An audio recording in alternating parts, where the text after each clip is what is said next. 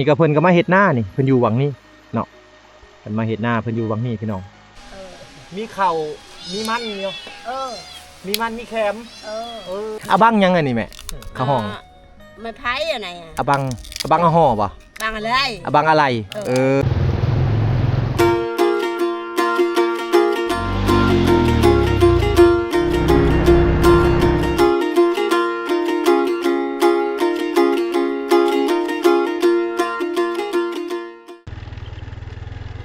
ผ่านหัวผ่านสวนกระเจ้าสวนทางเขตนี่จะเป็นสวนมันสำปะหลังแบบสิเวลากระเจ้าสิขายเขาก็เอารถไถและเขามาพี่น้องไปเนาะเอารถไถเขามาเอาเวลาเขาสิขามไปบ้านละจำกับสิพานห่วยละจำแบบสิพี่น้องเนาะผ่านเข้าไปประมาณหาห่วยอันนี้2ห่วยนี่แล้วยังอีก3ห่วยพี่น้องก็จะฮอดบ้านละจำเลยเนาะคือว่าชาวบ้านเขาเจ้าก็มาอยู่หลายอยู่เลยพี่น้องตามหัวตามสวนอันนี้ก็เพิ่นก็มาเฮ็ดหน้านี่เพิ่นอยู่วังนี้เนาะเพิ่นมาเฮ็ดหน้าเพิ่นอยู่วังนี้พี่น้องบรรยากาศสวนเพิ่นก็จะเป็นสวนแคมสวนกล้วยพี่น้องแล้วก็เป็นสวนมันต้นแล้วก็เป็นหน้าเพิ่นเนาะโอ้เพิ่นมาอยู่วังนี้ก็คักไปอีกแบบพี่น้องถ้าว่าไผที่ว่ามักความสงบแบบนี้นี่มาอยู่ได้พี่น้องเนาะมาอยู่ได้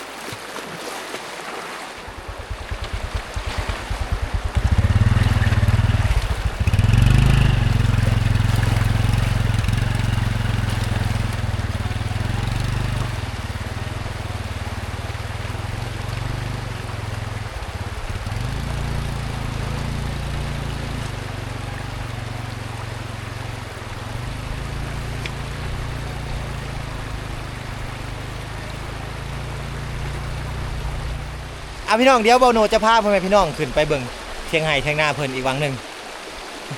ที่ว่าเพิ่นมาอาศัยอยู่นี่ได้ตัดขาดจากโลกภายนอกแล้วลีพี่น้องเลยเนาะเพราะว่าบ่มีไฟฟ้าบ่มีน้ำประปาอยู่นี่บ่มีสัญญาณอินเทอร์เน็ตบ่มีสัญญาณโทรศัพท์เนาะ ทางขึ้นเฮือนขึ้นซานเพิ่นก็สิประมาณนี้พี่น้องทางขึ้นเฮือนขึ้นซานเพิ่นอยู่วางนี่จะเป็นวางที่ว่าเพิ่นอาบน้ำได้พี่น้องเนาะเป็นวางเพิ่นอาบน้ำวางใช้น้ำก็อยู่นี่แหละพี่น้องเลยเนาะตักน้ำไปกินกับตักอยู่นี่เลยนี่อันนี้คือเทียงไห้เทียงนาเพิ่นอยู่วังนี่พี่น้องเนาะอาเจ้าโอ้เพิ่นเห็ดหัวเห็ดสวนไว้คักอีหลีอันนี้นะ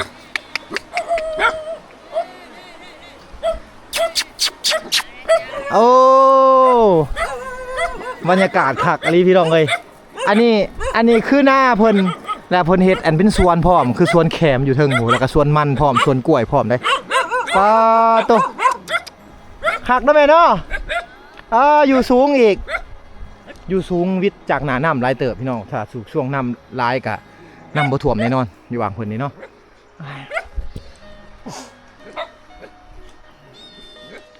ปา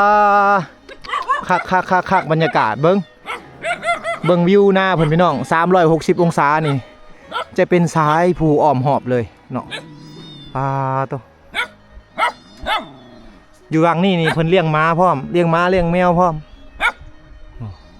เรื่องนี้นะเพิ่นแล้วเข่าหน้าเพิ่นแล้วพี่น้องเกี่ยวแล้วเนาะถ้าว่าเฮามาช่วงตอนที่เพิ่นยังบ่ทันได้เกี่ยวเข่านี่คือสิงามกว่านี้บรรยากาศเนาะน้ำเท่านี้ก็คือสิเต็มไปหมดเลยบ้านชวนนี่แม่เอ้ยนี่กินกล้วยชุบไปลูกเอ้ยโดยโอ้กล้วยชุบโดยเอาป้าตัวเบิ้งบรรยากาศพี่น้องเลยบ้าคักเลยเนาะนั่งในรถโดยสองเถ่าผู้เมียแล้วมาอยู่พี่น้องเพิ่นน่ะอยู่กัน2คนสองเถ่าผู้เมียแหละมาอยู่ในไห่ในสวนอันนี้คือสวนแม่เลยไว้อันนี้อยู่นี่ปลูกนี่อยู่นี่ ลูกหล่ะไหน ปลูกข้าว ปลูกข้าวเนี่ย โอ้ มันขอโทษแล้ว ปลูกข้าวนํพี่น้อง เออ มีข้าวมีมันเนาะ เออ มีมันมีแคม เออ เออเฮ็ดหัวไว้เนาะยันงัวเข้ามาเนาะ เอ เฮ็ด อ หัวกันไว้แม่นบ่ แม่น่ะ เออก่อนที่เขามาฮอดพี่ก็ต้องได้ผ่านลำน้ำหลาย เออ น้ำนี่คือน้ำละจำบ่ เออน้ำละจ้ โอ้น้ำละจำพี่น้องเป็นแม่น้ำละจำเด้อน้ำตัวที่ว่าเฮาขามมานี่ ำ เป็นสายเดียวกันที่ว่าไหลไปพูนแหละไหลไปใส่ทาพิงมันเนาะ เออ ไหลทางหลังบ้านทาพิงกันเนาะ เออ เออขักไปอีกแบบพี่น้องเอ้ยมาอยู่นี่กะ เออ เพิ่นอยู่สองเท่าอยู่พี่เลยบ่ เออ เออ นี่เมื่อยามลูกไผ่เฮือนี่ ลูกไผ่ให้อยู่บ้านพุ่น เอออยู่เฮืออยู่บ้าน อยู่กับลูกชายเจ้าอยู่พุ่นเขาก็มาซอยอยู่บ่มาเวียงมาที ช้อย ยามเกี่ยวเข่าพี่น้องหรือว่ายามเก็บเกี่ยวต่างๆนี่อันลูกไผ่เพิ่นสิมากับลูกอันลูกเพิ่นเนาะออกมานอนน้ำออกมาอยู่นี่แหละ เออ อันนี้คือกระต๊อบน้อยสองเถ่าเพิ่นอยู่กันสองคนเพิ่นนี่มักสันโดษมักอยู่สันโดษเนาะมักอยู่สันโดษออกมาอยู่ได้อยู่นี่บ่มีไฟฟ้า โอ้ไม่ โอ้บ่มีสัญญาณโทรศัพท์ โอ้ไม่ กูพาเขามาอยู่พี่แต่ว่าบรรยากาศลักลาดพี่น้องเอ้ย เออ บ่โดดก็มาอยู่ได้ แต่ว่าอยู่แบบเพิ่นนี่บ่ได้ดอกอยู่โดนบ่ได้ เออ อยู่ประมาณทิศนึงอยู่ได้พี่น้องแต่ว่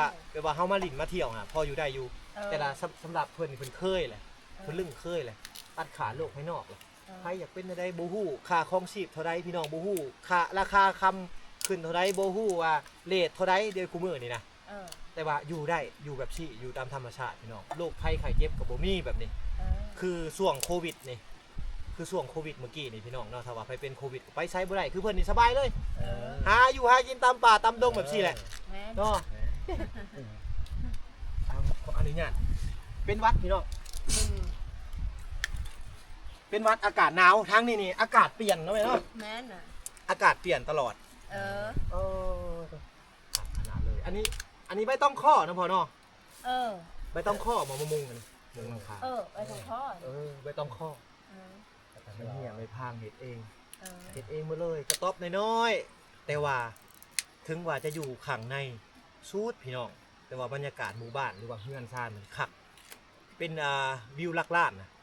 เฮือนพันนี้ตั้งอยู่ในกลางภูเลยเลย เออ 360 องศาภูเขาทั้งหมดเลยฝนตกบ่หมู่บ้านมื้อซื่อนี่มันตกอยู่บ่ เหรอ ตกบ่ มันตกแห้งมั้ง โอ้ ตกธรรมดา ตกธรรมดา เออ โอ้ตกธรรมดาพี่น้องนี่คือการหาอยู่หากินเพิ่นอันนี้คือหน่อไม้ อืม อะบัง แม่นอะบัง อะบังยังไงนี่แม่เขาห้อง ไม่ไผ่อะไหนอ่ะ อะบังอะห่อบ่ บังอะไร อะบังอะไรอะบังอะไร เดี๋ยวไรดอกบังอะไร อะบังอะไรทั้งบ้านเฮากะไม่ไล่หั่นแหละ ไม่ไล่ ไม่ไล่คือกัน อะไร ภาษาบ้านเพิ่นแหละอะบังอะไรก็คือหน่อไม้ไล่ทั้งบ้านเฮากะแปลออกมาก็เป็นหน่อไม้ไล่นี่เนาะมันสิมีอะห่อนำเนาะอะบังอะห่อนี่ไม่พุ่งบ่ ไม่พุ่ง หากินแบบสบายคืออะบังคือหน่อไม้แบบซี่นี่เพิ่นหาอยู่หากินพี่น้องเอ้ยเอาหน่อไม้สิเลยได้มาต้มหน่อไม้กับหน่อไม้จากหัวจากสวนเพิ่นนี่แหละเนาะมีอยู่บ่ปลาอยู่ในน้ำอันนี้มีบ่อยู่สองเถ่านี่สบายเลย หากินแบบธรรมชาติอันนี้คือมะกล้วย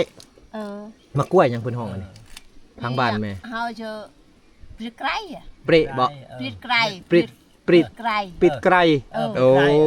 แล้วยังตัวลูก ห้องมะกล้วยมือนาง เออ ทางอันภาษาลาวเฮาคือมะกล้วยมือนางเลยพี่น้องอันนี้เนาะเป็นอันแหลมช่วยๆแบบซี่อันนี้คือมะกล้วยเพิ่นปลูกเองอยู่ในหัวในสวนเพิ่นมันไก่สุกเพิ่นก็เอาเก็บมาบ่มไว้เนาะคือมะกล้วยมือนางแต่ว่าบ้านเพิ่นก็มีภาษาท้องถิ่นเนาะนี่แหละสำคัญที่สุดถ้าว่าเฮามาในเขตนี้เฮาต้องได้ฮู้ภาษาเพิ่นก็คือภาษาท้องถิ่นคือภาษาบรูเนาะแม่เนาะภาษาบรูภาษาลาวนี่ได้น้อยนึงสำหรับคนรุ่นเก่าได้แต่ว่าคนรุ่นใหม่ก็ได้แล้วภาษาลาวเขาเรียนหนังสือแล้วแต่ว่าคนรุ่นเก่าเฮาแต่ก่อนเพิ่นก็จะอยู่ตามไร่ตามสวนอยู่ตามป่าตามดงแบบซี่ก็บ่ได้ค่อยสนใจโลกภายนอกพี่น้องเลยมีอยู่มีกินก็ตามธรรมชาติเนาะเพิ่นมาอยู่แบบซี่เพิ่นก็ปลูกนั่นปลูกนี่แล้วก็หากินตามภูตามผาไปนี่แหละเนาะคือเราเห็นเอาเดี๋ยวชิมมะกล้วยเพิ่นก่อนพี่น้องมะกล้วยมือนางทางบ้านทางห้องอันนี้คือหอมเนาะมะกล้วยนี่หอมเนาะหอมเลยพี่น้อง รสชาติมันจะคือมะกล้วยนั่นมะกล้วยไข่คือมะกล้วยไข่เป็นหอมอันนี้ยังสุกบ่คักเนาะแม่ สุกคักกว่านี้หอมกว่านี้หวานกว่านี้เอาของตอนเพิ่นพี่น้องเพิ่นเอามาหับแขกก็คือบ่โนดนี่แหละบ่โนดก็จะมีสุดก้อนๆนี่บ่โนดมานี่บ่โนดก็คิดว่าอยากมาถ่ายทำอยู่ช่วงนั้นนะแต่ว่าฝ้าวเมื่อพี่น้องก็เลยว่าขับกายเพิ่นไปเลยเอามาช่วงนี้ก็ถือว่ามีเวลาหลายก็เลยว่าพาพ่อแม่พี่น้องเข้ามาเบิ่งบรรยากาศเฮือนซานเพิ่นเนาะของผู้เฒ่าในเขตนี้บรรปลายชีวิตหลายๆคนก็คิดว่าเฮาต้องมี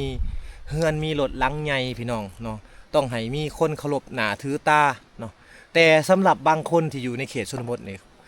พวกเพิ่นนี่บ่ต้องการพวกคนขอแต่ว่ามีอยู่มีกินพี่น้องสุขภาพเข้มแข็งเนาะมีแหล่งทำมาหากินแล้วก็อยู่สงบแบบนี้ก็พอแล้วเนาะอันนี้ก็คือความคิดของคนในชนบทเฮาเนาะบ่ต้องไปแข่งขันกับไผพี่น้องเนาะอยู่แบบสบายๆตามธรรมชาติเนาะบ่โดดก็คือกันคิดคือเพิ่นพี่น้องบ่ต้องการดอกเงินเลิศรู้เงินแบบต้องการแบบหน้าตาในสังคมบ่โดดก็บ่ต้องการคือกันเนาะต้องการแต่ว่าบ่เจ็บบ่ป่วยพี่น้องเงินคำกับพอมีพอใช้เนาะบ่ขาดบ่เคินมีแหล่งทำมาหากินเนาะมีที่ทำมาหากินแบบเพิ่นนี่หรือว่าแหล่งธรรมชาติแบบซี่นี่ก็ถือว่าดีไปอีกแบบพี่น้องเอ้ยสุขใจไปอีกแบบเนาะสำหรับคนเมืองเฮา อีพ่อนี่สูบหืดเนาะหูดเฮาบ่ได้สูบแล้วพ่อเอ้ยจะสูบรถ เพิ่นสูบหืดนี่ก็คือยาสูบพี่น้องยาสูบนี่ก็ซื้อบ่หรือปลูกเองปลูกเอง โอ้ปลูกเองเลยจะก็มีเงินลูกเฮ็ดเองปลูกเองเนาะแบบธรรมชาติเลยสิปลูกข้าวอีกบ่นี่เฮ็ดนาแซงเลยเฮ็ดนาแซงปีนี้บ่มีข้าวบ่ได้บ่หลายบ่ได้หลายปีนึงปลูกจักเทื่อข้าวปีนี้เฮาสิปลูกเทื่อนึงช่องเทื่อปีกายนี่ปลูกเทื่อเดียวปีนี้บ่ได้ข้าวสิปลูกอีกปีนี้ได้ข้าวบ่หลายได้10เป่าโอ้ได้ข้าว10เป่าแต่ก่อนได้จักเป่าซะ10เป่าแต่ก่อนนี่เฮาเฮ็ดเอง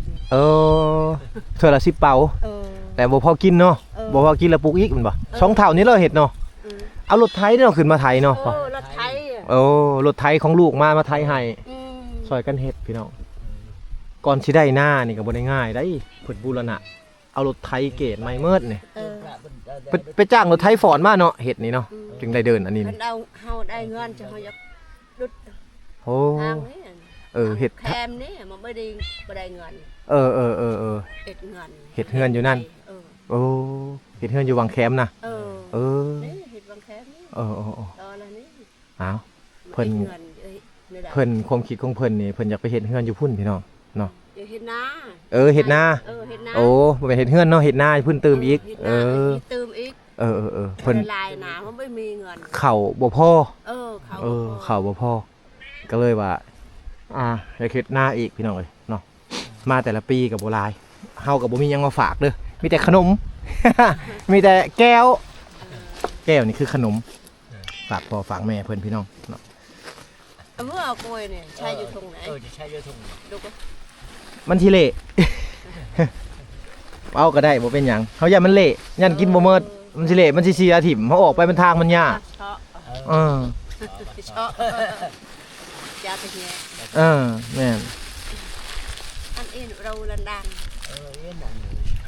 แก้วเอาโดย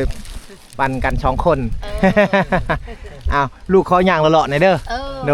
ยเอาพี่น้องย่างเลาะๆเบิ่งบรรยากาศเฮือนซานเพิ่นซะก่อนโดยเดี๋ยวเฮาเลาะถ่ายเฮือนเจ้าก่อนแป๊บนึงเอาอันนี้คือเฮือนซานเพิ่นนี่เพิ่นเฮ็ดมาแต่หลังคานี่คือใบตองเคาะพี่น้องนี่เห็นบ่สบายอยู่2เถาตัววิวนี่บ่โนดบอกเลยว่าวิวลักล้านพี่น้องถ้าว่าไผในมาในจุดนี้นี่เนาะได้มาเห็นคือบ่โนดนี่โอ้คักอะไรพี่น้องอยากคือทางอันเขตภาคเหนือเฮาได้อยู่ทางนี้จะคือทางเขตภาคเหนือเฮาพี่น้องเอ้ยเนาะบรรยากาศก็ดีไปอีกแบบทั้งลมทั้งหนาวพี่น้องทั้งฝนแต่ว่าฝนเนี่ยตกบ่แห้งเนาะเอาปีกายนี่เพิ่นก็ปลูกข้าวแล้วพี่น้องมาปีนี้เพิ่นก็สิปลูกข้าวอีกเนาะเพราะว่าข้าวเพิ่นบ่พอเพิ่นว่าข้าวเพิ่น ได้แต่10 สอบพี่น้องเนาะอันนี้เพิ่นกำลังหว่านกล้าอยู่ตามบริเวณเนี่ยจะเป็นหัวไห่ไปหน้าเพิ่นเมิดเลยก่อนจะได้หน้าแบบซี่ก็ต้องได้ลงทุนก่อนพี่น้องเนาะเพราะว่าจะเป็นอันเฮ็ดหน้าแบบซี่ก็ต้องได้จ้างรถฟอร์ดขึ้นมาได้พี่น้องจ้างรถฟอร์ดรถคูโบต้าขึ้นมาไถให้เนาะเฮ็ดเป็นหน้าแบบซี่เนาะโอ้และนอกจากนี้นี่ในไห่เพิ่นยังปลูกแบบซี่พี่น้องปลูกมะเขือน้ำเนาะปลูกมะเขือแล้วก็ปลูกผักพร้อมพี่น้องเนาะเป็นแบบนี้แหละเนาะชีวิตประจำวันของชาวบ้านเขาเจ้าเอาพี่น้องนี่ก็คือชีวิตจริงของคนในชนบทเฮาเนาะหลายคนก็ต้องการมาอยู่แบบซี่หลายคนก็บ่ต้องการเนาะแต่สำหรับบ่โนดเองมักอากาศแบบซี่บรรยากาศแบบซี่พี่น้องเนาะเพราะว่าช่วงบรรปลายชีวิตนี่เฮาบ่ต้องขอหยังหลายขอแต่ว่ามีหวังหาอยู่หากินสุขภาพเข้มแข็งพี่น้องเนาะบ่ขาดบ่เคินเรื่องเงินเรื่องค่ำพี่น้องซ้ำนี่เฮาก็พออยู่ได้แล้วเนาะ เอาอีพีนี้ก็ต้องขอลำลาไปก่อนพี่น้องเลยเนาะขอลำลาเมื่อสุขคนไปก่อนเด้ออีพีต่อไปนี่แม่นบ่โนจะพาพ่อแม่พี่น้องเขาไปที่บ้านละจำไปเบิ่งกระเจ้าคนเขาเมื่อบ้านพี่น้องเลยเนาะเมื่อกี้นี่บ่โนก็ถามชาวบ้านเขาอยู่ว่ายังมีคนอยู่เนาะยังมีคนอยู่เขากำลังคนเขาเมื่อเนาะเอาก็ต้องขอบใจเมื่อสุขคนที่เขามาติดตามรับชมเด้อพี่น้องบ๊ายบายเจอกันที่พี่หน้า